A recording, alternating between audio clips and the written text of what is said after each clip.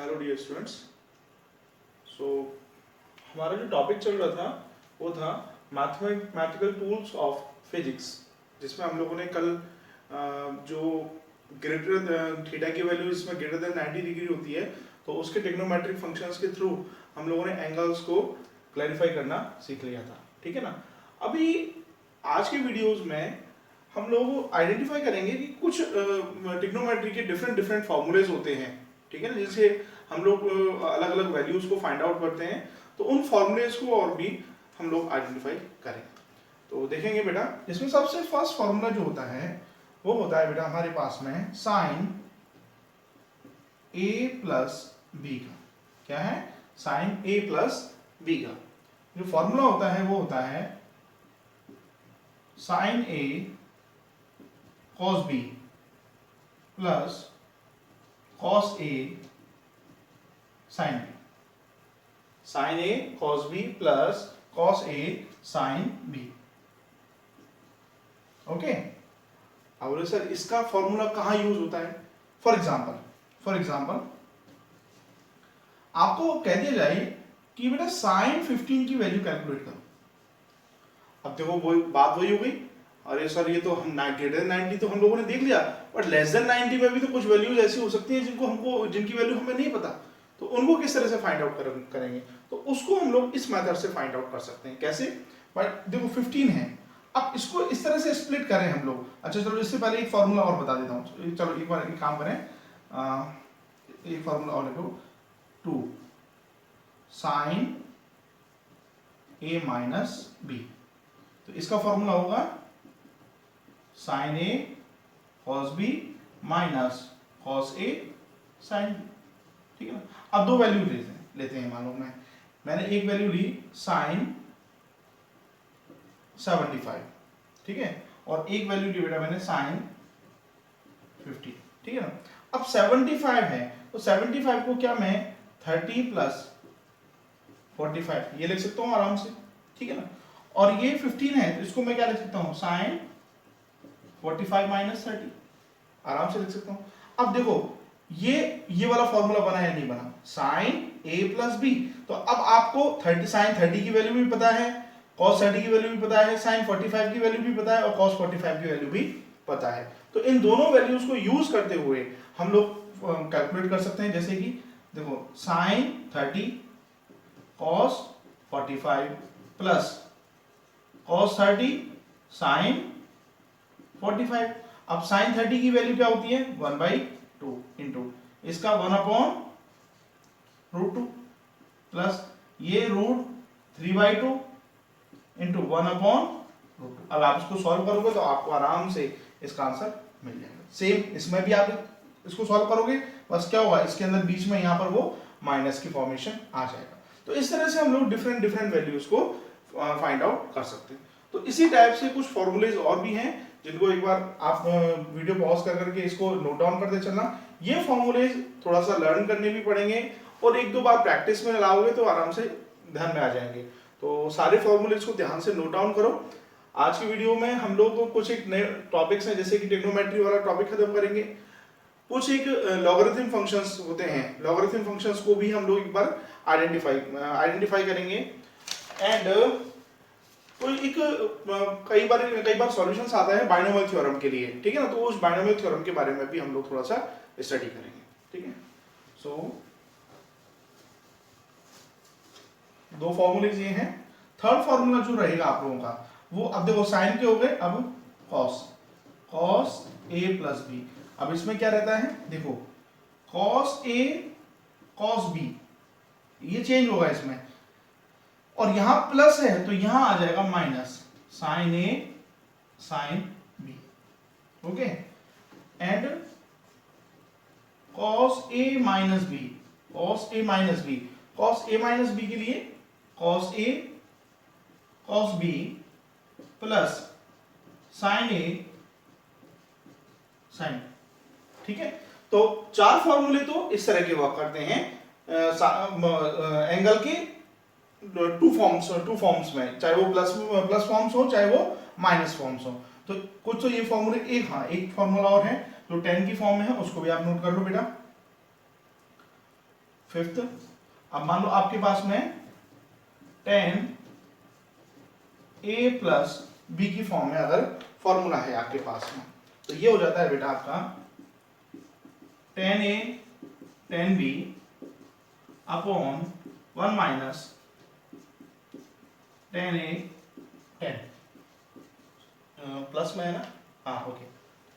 तो टेन ए plus b का क्या होता है, tan A tan B upon one minus tan A tan B, ठीक है ना। अच्छा अभी टेन अगर ए माइनस बी की फॉर्म में हो तो कुछ भी नहीं है, tan A tan B upon one plus tan A tan. तो इस तरह से कुछ फॉर्मूलेज हैं जो वर्किंग कंडीशन में आते हैं। तो एक बार इनको पॉज करके अच्छे से नोट करो और डेली रूटीन में आप लोग यूज में लोगे तो आराम से आइडेंटिफाई में आ जाएंगे, ठीक है ना। तो कुछ फॉर्मूलेज तो ये बने, अब कुछ फॉर्मूलेज और आइडेंटिफाई में लेके आते हैं हम लोग, देखेंगे। वीडियो पॉज करके एक बार अच्छे से सारे फॉर्मूलेज नोट करो।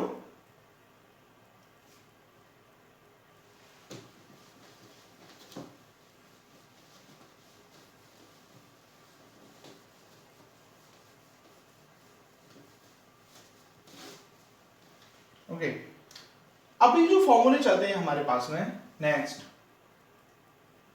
आई थिंक कौन सा नंबर होगा, fourth seventh, sign to A, sign to ए। तो इसका फॉर्मूला बनेगा, अब यह साइन टू ए का मतलब है जो एंगल था हमारे पास में वो डबल है, एंगल कितना है, डबल है। तो इसका फॉर्मूला बनता है two into two sine A cos A, two sine A cos A. और इसका एक फॉर्मूला और भी बनता है, इसको थोड़ा सा ढंग से लिख देते हैं, sine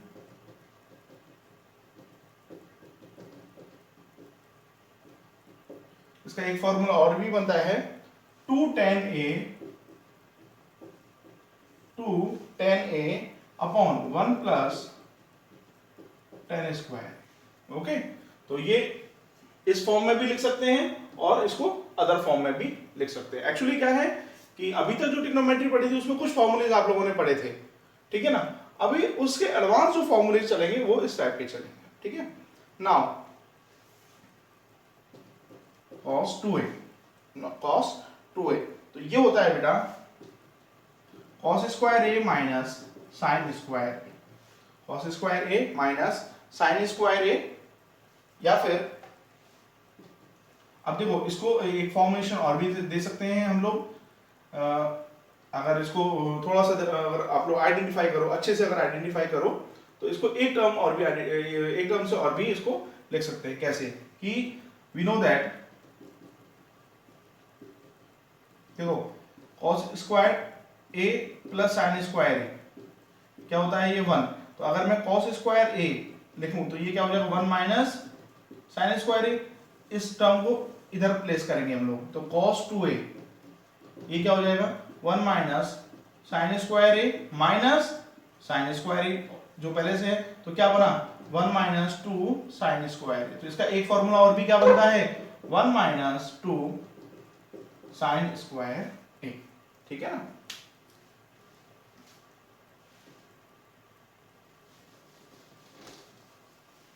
one minus two sine square A, और इसको कॉस की फॉर्म में भी लिख सकते हैं। भाई देखो भाई कॉस स्क्वायर ए प्लस साइन स्क्वायर ए ये वन था, ठीक है। अभी हम लोगों ने किसको एलिमिनेट किया था, कॉस को एलिमिनेट किया। साइन को भी एलिमिनेट कर सकते हैं, किस तरह से भाई, अगर साइन को एलिमिनेट करना है तो साइन स्क्वायर ए क्या हो जाएगा, one minus cos square, one minus cos square है। तो इसको एलिमिनेट करेंगे अगर साइन को, तो cos square A minus one minus cos square A. अब कॉस स्क्वायर ए ब्रैकेट के बाहर माइनस है, ब्रैकेट ओपन करेंगे तो अंदर वाला जो साइन है वो चेंज होगा, तो क्या होगा, टू कॉस स्क्वायर ए माइनस वन। तो यानी इसका एक फॉर्मूला और बना, क्या बना, टू कॉस स्क्वायर ए माइनस वन। और इसका टेन की फॉर्म में एक फॉर्मूला और भी बनता है, this is one minus ten square A upon one plus tan square. तो cos 2a के ये सारे के सारे फॉर्मूले वर्क करते हैं। तो ये काफी इंपॉर्टेंट फॉर्मूलेज हैं, इनको जरा गौर से आइडेंटिफाई करना। नाउ नेक्स्ट होते हैं tan 2a, tan 2a, तो this is 2 tan a upon 1 minus tan square, 2 tan a upon 1 minus tan square a। तो ये कुछ फॉर्मूलेज हैं जो डायरेक्टली फॉर्म में वर्क करते हैं, तो इनको एक बार नोट करो। 7, this is 8 and this is 9। Video pause करके इनको अच्छे से नोट डाउन करो पहले। नेक्स्ट जो कंडीशन है, नेक्स्ट फॉर्मूला किस तरह से है, मान लीजिए जो मेरे पास में साइन a प्लस बी और साइन a माइनस बी की फॉर्मेशन थी, अगर मैं इन दोनों को प्लस कर दूं, यानी sine a plus b plus sine a minus b, तो इनके क्या फॉर्मूले बनेंगे। देखो अभी तो आपको लर्न करना ज्यादा बेटर रहेगा, बट चलो एक बार इसको सॉल्व करके देख लेते हैं कैसे।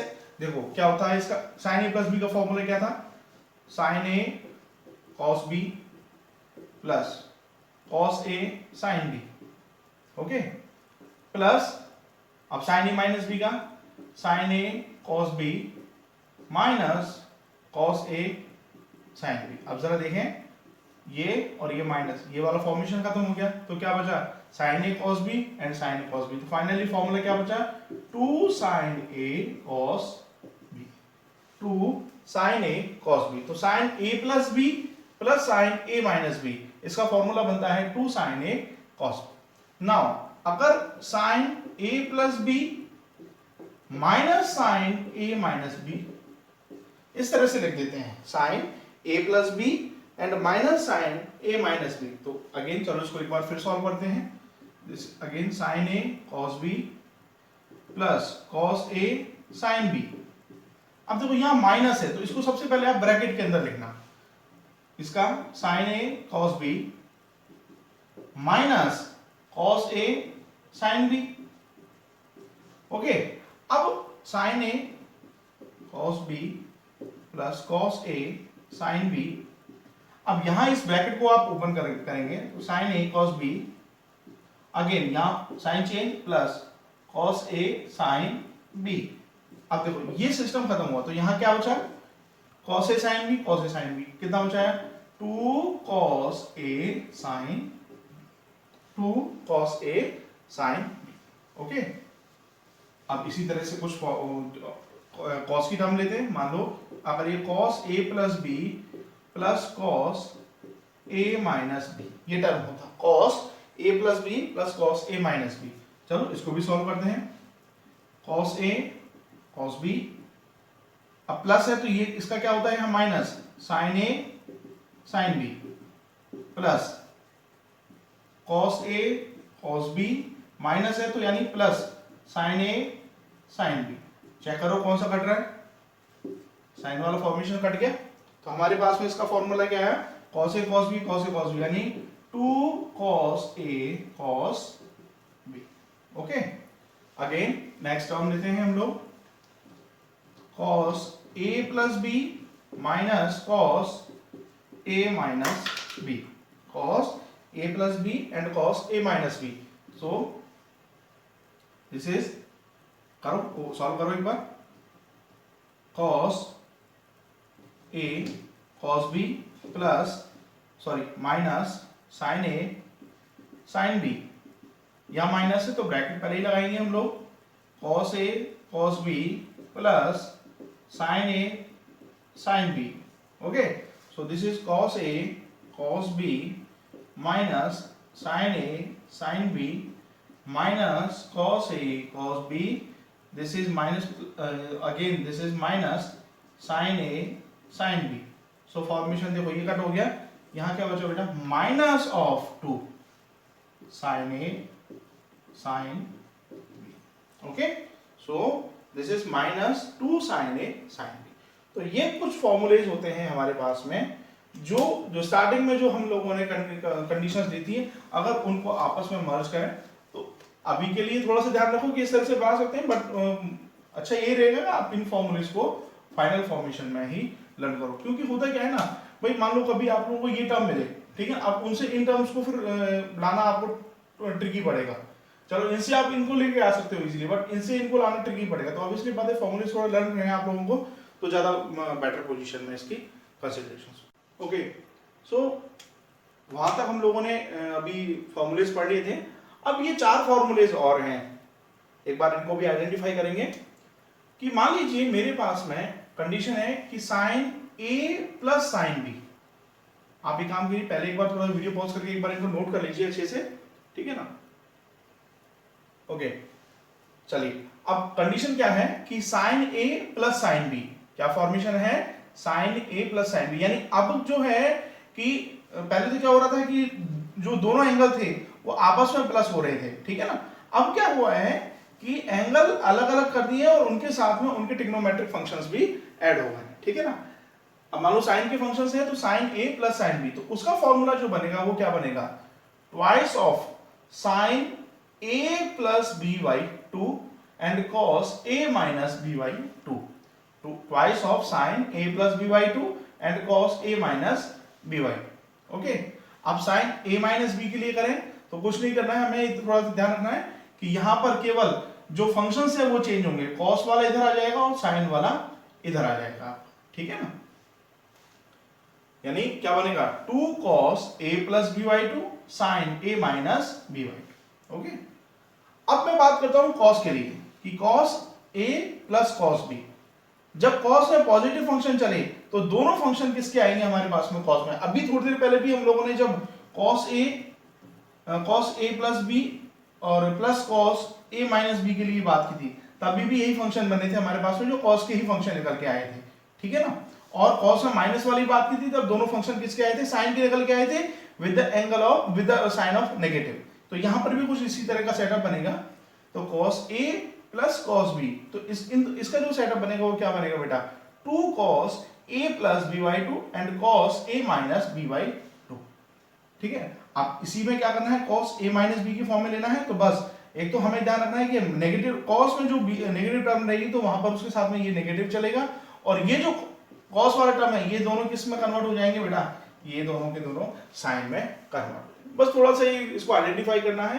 अब जो मैथ्स वाले स्टूडेंट्स हैं उनके लिए इनको वहां पर और अच्छे से समझोगे बेटा, जब आप ट्रिग्नोमेट्री पढ़ोगे 11th या 12th में, 11th में होगा I think. So basically but जो बायो वाले स्टूडेंट्स हैं उनके लिए फॉर्मूलेस आप बेटा थोड़ा सा लर्न करना, ताकि आप जब फिजिक्स में आगे फर्दर न्यूमेरिकल्स करोगे या डेरिवेशन करोगे तो आपको कोई प्रॉब्लम क्रिएट ना हो। 11th में फिर भी थोड़ा बहुत कम यूज होगा, बट 12th के जब डेरिवेशन आएंगे फॉर मोस्ट इंपॉर्टेंट जो आपका अल्टरनेटिंग करंट वाला जो चैप्टर आएगा उसमें सबसे ज्यादा इंपॉर्टेंट आता है इन फॉर्मूलेज का। ओके, यहां पर आप यूज करोगे तो एसएचएम हो गया, ठीक है ना। एसएचएम में काफी यूज आने वाले हैं ये फॉर्मूलेज, तो कई जगह फिजिक्स में बहुत जगह यूज आने वाले हैं, तो इन फॉर्मूलेज को थोड़ा सा अपने माइंड में रखना। तो बेटा यहां तक हम लोगों का जो ट्रिग्नोमेट्री वाला जो पार्ट था वो कंप्लीट होता है। तो अभी हम लोग जो स्टार्ट करेंगे वो आप लोगों का बाइनोमियल थ्योरम वाला पार्ट जो है वो स्टार्ट करेंगे। बहुत छोटा सा पार्ट है तुम्हारे लिए अभी, तो स्टार्ट करते हैं अभी वो वाला टॉपिक। ओके, सो अभी जो हम लोग टॉपिक शुरू कर रहे हैं वो है हमारा बाइनोमियल थ्योरम, या फिर उसको बोलते हैं बाइनोमियल एक्सप्रेशन। बात आती है कि सर ये क्या चीज है, क्योंकि आप लोगों के लिए बिल्कुल नया टॉपिक है, क्या है ये, थोड़ा सा इसके बारे में ज्यादा लंबा इंट्रोडक्शन नहीं दूंगा, क्योंकि फिर वही बात आती है कि ये मैथमेटिक्स का एक टॉपिक है तो आप मैथमेटिक्स के अंदर अच्छे से पढ़ोगे, बट यहाँ पर अपने क्वेश्चंस को सॉल्व करने के लिए उस लेवल पे मैं इसको समझाता हूँ आपको। मान लो बेटा आप लोगों के पास में कोई टर्म है जैसे कि 1 प्लस एक्स की पावर 2, 1 प्लस एक्स की पावर 2, ठीक है ना। अब 1a प्लस बी के होल स्क्वायर से आप इसको खोल सकते हो, ऑब्वियसली बात है आप इसको आराम से सॉल्व कर सकते हो। क्यों भाई, इसके लिए आपको फॉर्मूला जो है a प्लस बी के होल स्क्वायर का जो फॉर्मूला है a square plus b square plus 2ab, ये आपको पता है, ठीक है ना। चलिए अच्छी बात है, बट बात कहां आती है कि अगर ये पावर्स इंक्रीज हो, क्या हो, ये पावर्स इंक्रीज हो, लेट वी कंसीडर कि मान लो ये होता पावर 8। अब आप कहां तक इसको सॉल्व करोगे, आपको ना फॉर्मूला पता है ना आपको कोई कंडीशन पता। तो इस तरह की कंडीशंस को सॉल्व करने के लिए हम लोग बाइनोमियल एक्सप्रेशन यूज में लेते हैं, ठीक है ना। तो उसके लिए मैं सबसे पहले, और इससे पहले आप लोग एक वर्ड समझो जो इसमें यूज में आने वाला है, उसका नाम है फैक्टोरियल। अब उसके दो सिंबल्स होते हैं, देखो ये इस तरह का सिंबल मिलेगा आप लोगों को बेटा, ठीक है, यानी ये फैक्टोरियल का सिंबल होता है जनरली, ठीक है, यानी अगर 5 के बाद में ये लगा हुआ है तो इसका मतलब 5 का हमें क्या निकालना है बेटा, फैक्टोरियल, यानी we have to find the factorial value of 5। अगर इस तरह से लिखा हुआ है तो इसका मतलब क्या है, we have to find the factorial value of 5। इस तरह से भी मिल सकता है, कई बार आप लोग मैक्सिमम कुछ टीचर्स जैसे मैं हूं और भी हैं, वो क्या करते हैं, इसको जनरली इस तरह से भी लिख देते हैं, ठीक है ना, तो ये भी एक फैक्टोरियल का साइन होता है। तो ध्यान रखना ये दोनों कंडीशन, बट बुक्स में आपको जनरली ये मिलेगा, ठीक है ना, तो ये दोनों ही कंसीडरेशन, दोनों साइन जो है वो फैक्टोरियल के लिए होते हैं। अब इसको सॉल्व कैसे करते हैं, सबसे मेन बात आती है कि सर आपने लिख तो दिया कि we have to find the factorial value of 5, ठीक है ना, तो ये फैक्टोरियल वैल्यू 5 की क्या होगी, कैसे सॉल्व करेंगे, तो उसको जरा गौर से समझो। मान लो आपके पास में कंडीशन है कि 5 का फैक्टोरियल आपको कैलकुलेट करना है, ठीक है, तो आपको कुछ नहीं करना है, सबसे पहले आप लिखोगे बेटा 5। अब इसको लेस करते चलो, कैसे, 5 से लेस क्या होगा, 4, 3, 2 एंड 1, तो क्या हो गया 5, 20, 60 एंड 120। तो फैक्टोरियल 5 की जो वैल्यू है वो कितनी हो गई बेटा, 120, ठीक है ना। अब मान लो मैं कहूं फैक्टोरियल 3, इसको ऐसे भी लिख दो या फिर इसको ऐसे लिख दो, कोई दिक्कत नहीं है। तो फैक्टोरियल 3 की वैल्यू क्या हो जाएगी, 3, 2, 1, कितना 6। फैक्टोरियल 4 की बात करूं तो क्या हो जाएगा, 4, 3, 2, 1, तो कितना हो गया 24। तो इस तरह से आप लोग फैक्टोरियल की वैल्यू को कैलकुलेट कर सकते हो। तो अब बाइनोमियल एक्सप्रेशन स्टार्ट करते हैं, क्योंकि ये फैक्टोरियल उसमें यूज में आने वाला है, तो ये मैंने पहले आपको डिस्क्राइब कर दिया, तो इसको जरा गौर से देखेंगे कि हम लोग कैसे सॉल्व कर सकते हैं। तो एक फॉर्मूला है जो मैं लिख रहा हूं, उसको बहुत ध्यान से देखेंगे आप लोग बेटा, कि मान लीजिए फॉर्मूला है 1 प्लस एक्स की पावर n। अब वो n जो है वो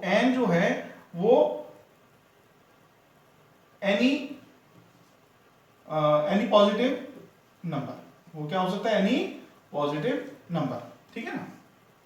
अब देखें जरा इसको मैं सॉल्व करता हूं, देखो इसका फॉर्मूला बनेगा 1 plus n into x plus, और इसके नीचे आप लिखो फैक्टोरियल 1, क्या लिखो, फैक्टोरियल 1 प्लस, अब देखो क्या करना है, n, अब n के साथ में इसका एक less, n into n minus 1, और यहां इसकी पावर कितनी है 1, तो आगे क्या हो जाएगी पावर 2 अपॉन, जितना पावर चल रहा है उतना factorial 2 plus n minus 1, n minus 2 power 3 upon factorial 3 plus n minus 1, n minus 2, n minus 3, और ये x की पावर 4 अपॉन फैक्टोरियल 4, और इस तरह से वो चलती रहेगी जब तक वो पावर एंड नहीं हो जाती है, ठीक है ना। तो इस तरह से आप लोग डिफरेंट वैल्यूज को कैलकुलेट कर सकते हो, ठीक है ना।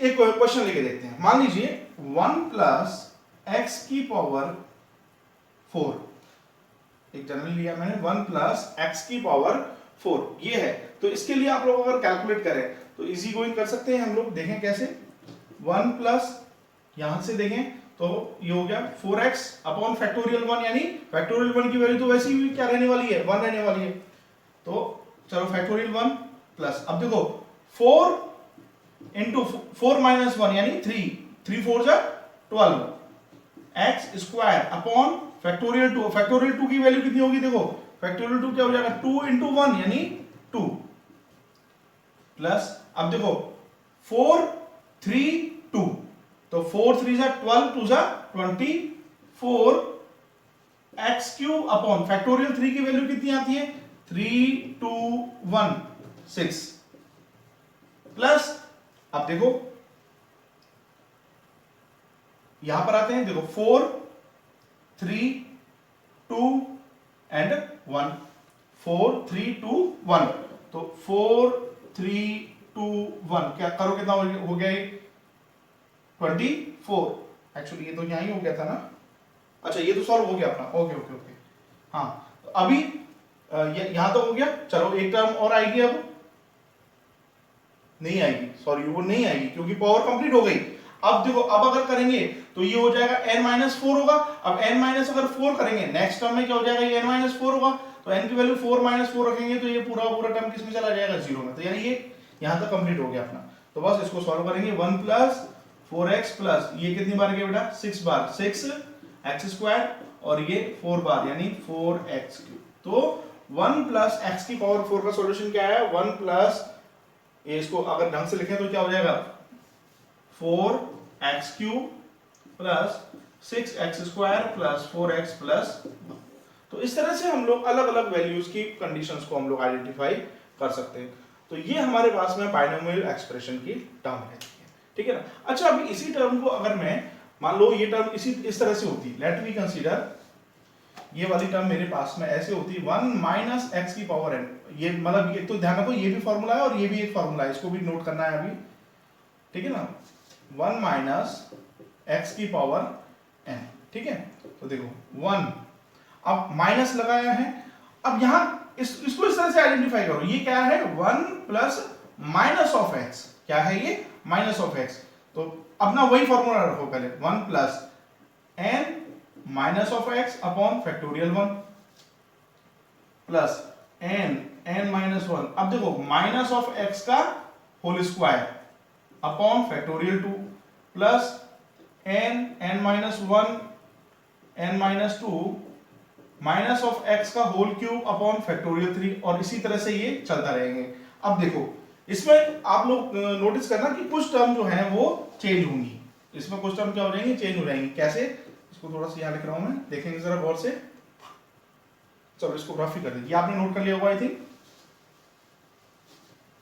देखो 1 माइनस एक्स की पावर n, तो अब देखो बेटा ये माइनस है तो ये इसको चेंज करेगा, तो 1 माइनस nx अपॉन फैक्टोरियल 1। अब देखो माइनस एक्स का होल स्क्वायर है तो इसको ये तो पॉजिटिव बन गया, plus n minus 1 x square upon factorial 2। अब देखो ये क्यूब है, ठीक है, तो क्यूब होगा तो ऑब्वियसली बात है -1 का क्यूब जो होता है वो क्या होता है, -1 ही होता है। तो इसका मतलब ये क्या हो जाएगा, माइनस का हो जाएगा, minus n minus 1 n minus 2 x cube upon factorial 3 and plus, और इसी तरह से चलता रहेगा। तो आप लोग एक चीज नोटिस करो, जो इवन वाली टर्म्स हैं यानी ट्वाइस, अब यहां x की पावर 4 वाली टर्म आएगी, फिर x की पावर 6 वाली टर्म आएगी, जो इवन वाली जो टर्म्स आ रही हैं, ठीक है ना, उनके लिए जो सिंबल है वो कैसा है, पॉजिटिव आएगा। और जो ऑड वाली टर्म है यानी 1 3 इधर फिर ये 5 आएगा, उसके लिए इनके लिए जो सिंबल आ रहा है वो कैसा आएगा बेटा, नेगेटिव। इस टर्मिनोलॉजी से आप लोग आराम से 1 माइनस एक्स के लिए भी फॉर्मूला ड्राइव कर सकते हो, चाहे तो ऐसे करो चाहे आप लोग इस मेथड से करो। तो आप लोगों के लिए ये दोनों फॉर्मूले बने हमारे पास में, एक बना 1 प्लस एक्स की पावर n के लिए और दूसरा क्या बना बेटा 1 माइनस एक्स की पावर n के लिए। तो ये पूरा का पूरा टर्म जो है वो बाइनोमियल थ्योरम के अंदर आता है। तो आई होप ये फॉर्मेशन आप लोगों को समझ में आ गया। Thank you. ओके, सो अभी मेरे पास में जो टर्म है वो है लॉगरिथम। बिल्कुल ये भी तुम लोगों के लिए अगर पहले नहीं पढ़ा है इसके बारे में तो बिल्कुल नया टॉपिक है, ठीक है ना। अब लॉगरिथम में क्या चीज होता है, क्या सिस्टम है इसका, तो थोड़ा सा हम लोग इसके बारे में देखेंगे। मान लो बेटा मेरे पास में एक टर्म है, लेट मी कंसीडर 81। क्या है, 81। अब 81 को मैं क्या लिख सकता हूं, 81 को मैं क्या लिख सकता हूं, तो मान लीजिए 81 का फॉर्मेशन अगर देंगे तो 3 की पावर 4, 3 जा 9, 3 जा 27 एंड 3 जा 81, ठीक है ना। तो 3 की पावर 4 मैं इसको लिख सकता हूं, ठीक है। तो अब इसको लॉग की फॉर्म में अगर मुझे लिखना है, अगर 81 को मैंने क्या लिख दिया 3 की पावर 4, ठीक है, तो अगर मुझे इसको लॉग की फॉर्म में लिखना है तो मैं क्या लिखूंगा, तो देखो log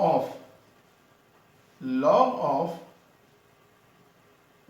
81, log of 81, log of 81 की वैल्यू 4 होगी। log of 81 की वैल्यू 4 होगी, और वो कब होगी? जब इसका ये वाला बेस यहां पर एक्ट करे, यानी अगर log 3 जो है और ये 81, तो इसका वैल्यू कितना रहेगा बेटा? मेरे पास में 4 रहेगा। तो कुछ इस तरह का सेटअप इसके अंदर चलता है, ठीक है ना। अभी फॉर एग्जांपल मैं एक वैल्यू लेते हैं, मान लो 1000। क्या लिया मैंने वैल्यू? 1000। तो 1000 को क्या ले सकते हो आप? 10 की पावर क्यूब। क्या ले सकते हो? 10 की पावर क्यूब। तो अगर इसको लॉग की फॉर्म में लिखना है तो क्या लिखेंगे हम लोग कि लॉग ऑफ 1000 की पावर की वैल्यू क्या होगी? 3। बट वो कब होगी? जब उसका बेस क्या रहेगा बेटा? यहां पर 10 रहेगा, ठीक है। अब जैसे कि 100 ले, 100 को क्या लिख सकते हैं हम लोग? 10 की पावर 2। क्या लिख सकते हैं? 10 की पावर 2। सो लॉग ऑफ 100 की वैल्यू क्या रहेगी? 2 रहेगी। बट कब रहेगी? जब उसका बेस क्या हो जाएगा बेटा? 10 हो जाएगा, ठीक है। तो इस तरह का जो सेटअप होता है वो हमारे कंडीशन में लॉग के लिए लिया जाता है। अब वो बात आती है कि सर इसकी जरूरत क्या पड़ती है? देखो बेटा, एक छोटा सा बात समझो। मैथमेटिक्स में या जनरल में बात करूं, टेक्निकल लाइन के अंदर, टेक्निकल या साइंस के अंदर एप्लीकेशंस और एनालिसिस बहुत ज्यादा होते हैं। अभी आप लोग एक बेसिक लेवल पर हो, आगे आप पढ़ोगे, आगे स्टडीज में जाओगे तो रिसर्च होती हैं अलग अलग टॉपिक्स पे, अलग अलग स्टडीज में रिसर्च फील्ड होते हैं। अब उन रिसर्च फील्ड में कई सारी वैल्यूज आइडेंटिफाई की जाती हैं, ठीक है। अब उन सारी वैल्यूज को केवल नंबर की फॉर्मेशन में नहीं यूज किया जा सकता, क्योंकि लॉट्स ऑफ नंबर होते हैं और उनकी वैल्यूज को उतना लर्निंग कंडीशन में नहीं रखा जा सकता, ठीक है। तो उस वजह से लॉगरिथम फंक्शंस हो गए, या आप लोगों ने अभी अभी पढ़े हैं ट्रिग्नोमेट्रिक फंक्शंस हो गए।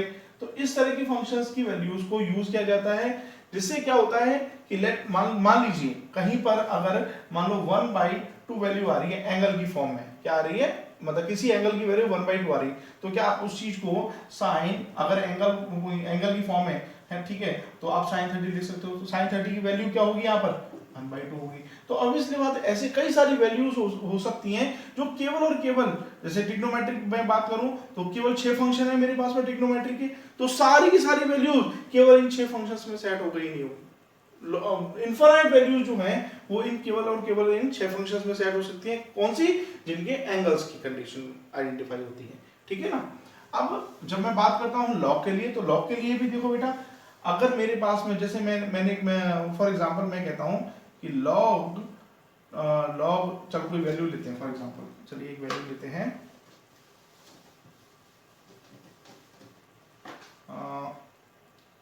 कोई टर्म लेते हैं, मान लो 64। क्या लिया मैंने? 64, ठीक है। तो 64 को क्या लिख सकता हूं मैं? 8 का स्क्वायर। क्या लिख सकता हूं मैं? 8 का स्क्वायर। तो अगर कोई टर्म होती कि log of 64 base 8, log of 64 base 8, तो ऑब्वियसली बात इसकी वैल्यू क्या हो जाएगी? 2, ठीक है।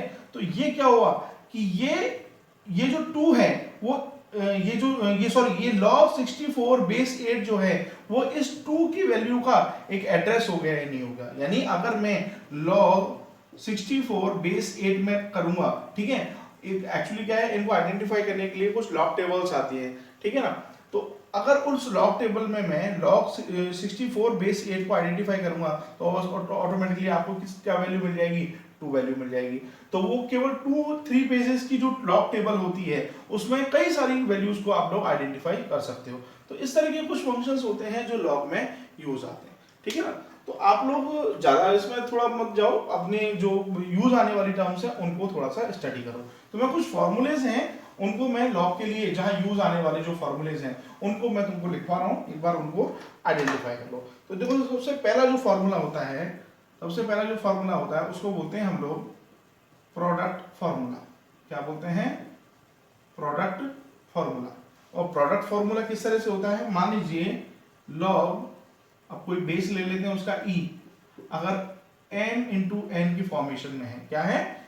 m इंटू n, यानी क्या x इंटू y, कोई भी दो अलग अलग एल्जेब्रिक क्वांटिटी हैं जो मल्टीप्लिकेशन में है या प्रोडक्ट की फॉर्मेशन में, तो उसको किस तरह से लिख सकते हैं कि log of e this is n plus log of e n। तो एक फॉर्मूला तो ये बना आप लोगों का। दूसरा फॉर्मूला होता है बेटा डिवाइडिंग वाला। डिवाइडिंग, अब डिवाइडिंग फॉर्मूला में क्या होता है कि अगर log of e is m by n की फॉर्मेशन में है, क्या है m बाई n की फॉर्मेशन में है, then log of e is m minus ये क्या हो जाएगा log of e of n। ठीक है, तो आप ये नोट डाउन करते चलो साथ साथ। तीसरा जो फॉर्मूला होता है वो होता है पावर फॉर्मूला। क्या होता है? पावर फॉर्मूला, जो अभी अभी मैंने बताया था। जैसे अभी अभी किया था ना कि 10 की पावर 3 किया था हम लोगों ने, ठीक है। तो अब मान लीजिए कंडीशन ऐसे है कि log n की पावर अगर n है, log n की पावर अगर n आप लोगों को गिवन किया हुआ है, तो उसमें सबसे पहला काम क्या होता है, ये जो पावर है ये आगे आती है n into log n। Okay, तो एक ये कंडीशन हो गई हमारे पास में। And now this is fourth is base change. चलो इसको आप यहां से नोट करो अच्छे से, ऊपर इसको ट्राई करते हैं।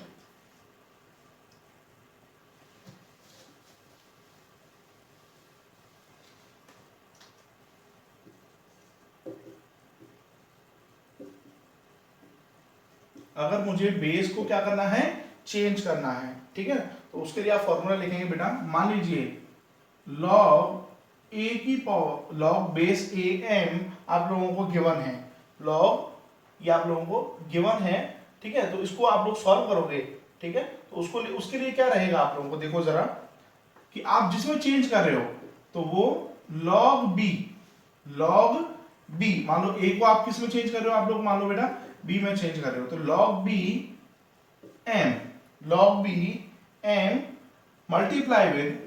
मल्टीप्लाई विद log, अब जो आपको पुराना वाला था a इंटू b, ठीक है। तो ये एक जनरल फॉर्मूला रहेगा आप लोगों का बेटा बेस चेंज के लिए, ठीक है। तो ये कुछ एक क्वेश्चंस हैं, वो सॉरी फॉर्मूलेज हैं, तो इनको थोड़ा सा अपने माइंड में रखो। आप लोगों को जो मेनली यूज में आने वाले फॉर्मूला है वो फर्स्ट वाला जो था वो, सेकंड और ये थर्ड, ये तीन फॉर्मूलेज हैं जो कॉमनली आप लोगों के यूज में आने वाले हैं। ओके, और एक टर्म है उसको थोड़ा सा ध्यान में रखो, मैं बता देता हूं क्या, कि मान लीजिए बेटा, मान लीजिए कोई भी अलजेब्रिक फंक्शन है, मान लीजिए a की power x is equal to, मान लीजिए आप लोगों ने क्या किया, y किया, a की पावर x जो है वो आप लोगों ने क्या कर दिया बेटा, a की power x is equal to y, ठीक है ना। अब मान लीजिए आप बोथ साइड क्या लेते हो बेटा, लॉग लेते हो, बोथ साइड आप क्या लेते हो, लॉग लेते हो, ठीक है। तो अगर बोथ साइड लॉग लोगे तो ये क्या हो जाएगा, लॉग a की power x into equal to log of y, ये क्या हो जाएगा, log ऑफ y। तो अब इसी टर्म को आप लोगों को अगर रिजॉल्व करना है, इसी टर्म को आप लोगों को क्या करना है, अगर रिजॉल्व करना है तो ध्यान रखना, इससे क्या होता है कि मान लो कोई भी टर्म है, अलजेब्रिक फंक्शन हो गया या एक्सपोनेंशियल फंक्शन हो गया, ठीक है। मान लो a जो है आप लोगों का कोई भी एक्सपोनेंशियल फंक्शन है, क्या है, एक्सपोनेंशियल फंक्शन है। तो जब log लेते हैं तो ये एक्सपोनेंशियल फंक्शन और ये लॉगरिथम फंक्शन एक दूसरे से कैंसिल होते हैं, और तो यहाँ की वैल्यू क्या आ जाएगी आपकी, x is equal to log of, क्या वैल्यू आएगी बेटा आपकी, x is equal to log of y। Okay, अच्छा, अब एक टर्म तो आप लोगों का ये वाला बना। अब कुछ एक टर्म्स और आइडेंटिफाई करते हैं हम लोग, लेट वी कंसीडर।